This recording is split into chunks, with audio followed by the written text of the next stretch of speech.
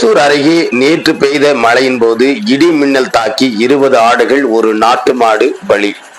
கிருஷ்ணகிரி மாவட்டம் ஓசூர் அடுத்த அஞ்சட்டி அருகே நாற்றம்பாளையம் கிராமத்தில் கடந்த சில நாட்களாக வெயில் வாடி வதைத்தது. இந்த நிலையில் நேற்று இரவு முதல் வானத்தில் வேகமூட்டமாக காணப்பட்டது. நேற்று மாலை திடீரென இடி மின்னலுடன் பலத்த மழை பெய்தது. அப்போது பலத்த சத்தத்துடன் இடி மின்னல் தாக்கியதில் என்புதூர் பகுதியை சேர்ந்த கோவிந்தம்மாள் கணவர் ராஜப்பா மற்றும் இதே பகுதியை சேர்ந்த பழனியம்மாள் கணவர் அரியகவுண்டருக்கு சொந்தமான 20 ஆடுகளும் ஒரு நாட்டு மாடு அந்த சம்பவ இடத்திலேயே பலியாகின.